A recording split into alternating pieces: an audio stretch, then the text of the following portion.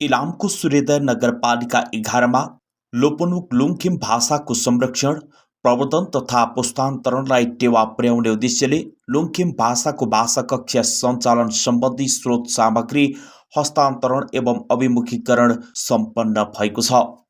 भाषा आयोगको समन्वय तथा लुङखिम राई समाज नेपाल इलामको आयोजनामा सम्पन्न कार्यक्रममा भाषा आयोगका माननीय सदस्य मातृका प्रसाद पोखरेल अध्यक्ष रहनु भएको थियो भने सूर्योदय नगरपालिकाका कार्यवाहक नगर प्रमुख दुर्गा कुमार बराल प्रमुख अतिथि रहनु भएको थियो। कार्यक्रममा भाषा आयोगका उपसचिव गोविन्द प्रसाद पौडेलले आयोगले लोपोन्मुख भाषाको संरक्षण अभिमुखीकरण तथा भाषा शिक्षा प्रणालीसँग समन्वय गर्दै विभिन्न कार्यक्रम सञ्चालन गरिरहेको बताउनुभयो। उहाँका अनुसार हाल नेपालमा लुङखिम भाषा बोल्ने वक्ताको संख्या 702 जना भएको छ। भाषालाई कसरी संरक्षण गर्न सकिन्छ, सम्वर्धन गर्न सकिन्छ भन्ने सन्दर्भमा भाषा आयोगबाट विभिन्न भाषाका शब्द सङ्कलन गर्ने, पाठ सङ्कलन गर्ने, व्याकरण निर्माण गर्ने, इतिहास लेखन गर्ने जस्ता कामहरू पनि भइरहेको छ। नगरपालिकाको सहजीकरणमा सहयोगमा यसभन्दा अगाडि पहिलो र दोस्रो दुई तहका भाषा कक्षाहरू सञ्चालन भइसकेको अवस्था पनि छ।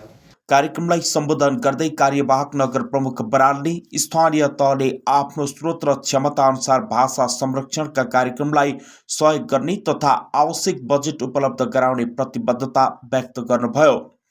उहाँले नेपाली समाज विदेशी संस्कार र अङ्ग्रेजी भाषाप्रति बढ्दो आकर्षणमा रमाइरहेकाले आगामी 50 वर्षपछि नेपाली भाषा समेत चुनौतीमा पर्न सक्ने चिन्ता व्यक्त गर्दै मातृभाषा संरक्षणमा सबैको सक्रिय भूमिका आवश्यक रहेको बताउनुभयो। कार्यक्रममा सूर्योदय नगरपालिका 11 का वडाध्यक्ष सन्तोष राई, समाजसेवी रमेश राई लगायतले मातृभाषा संरक्षणको महत्त्वबारे आफ्ना धारणाहरू राख्नु भएको थियो। लुङखिम भाषा संरक्षणकर्ता जङ्गबहादुर राई तथा लुङखिम राई समाजका सचिव पूर्णबहादुर राईले भाषा संरक्षणका लागि भाषा आयोगले खेलेको भूमिकाको प्रशंसा गर्नुभएको थियो। सचिव राईले नेपालमा कुनै भाषालाई पूर्ण भाषाका रूपमा मान्यता प्राप्त गर्न करिब 3000 शब्दको शब्दभण्डार आवश्यक पर्ने जानकारी दिनुभयो। उहाँले नेपालका स्थानीय भाषाहरूलाई क्रमशः कामकाजी भाषाका रूपमा प्रयोगमा ल्याउने प्रयास भइरहेको उल्लेख गर्दै कोशी प्रदेशमा लिम्बू र मैथिली भाषालाई कामकाजी भाषाको रूपमा प्रयोगको अनुमति दिइसकिएको जानकारी दिनुभयो।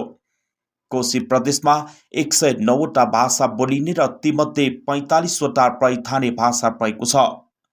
कार्यक्रमका अवसरमा भाषा आयोगले लुङखिम भाषाका पाठ्य पुस्तक तथा अन्य शैक्षिक सामग्री वितरण गरेको थियो। लुङखिम समुदायको केन्द्रीय कार्यालय सूर्योदय नगरपालिका 11 मा रहेको छ। कार्यक्रमलाई सम्बोधन गर्दै सूर्योदय नगरपालिकाका कार्यवाहक नगर प्रमुख दुर्गा कुमार बरालले संस्कार संस्कृति जोगाउन सूर्योदय नगरपालिका लागि परेको बताउनुभयो।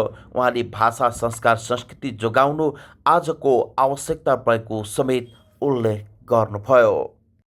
तर यसलाई तपाईको पुस्तालाई हस्तान्तरण गर्नको लागि तपाईहरु जिम्मेवारी हो। अनि कुन चाहिँ सभ्यतामा जाँदैछौँ? नेपाली सभ्यता पनि होइन हामी। अब हेर्नुस्, हामी लुङखिमको सभ्यता पनि बान्तपा पनि होइन, त्यो किरात पनि होइन, केही पनि होइन। सब सभ्यता चाहिँ कहाँ गयो?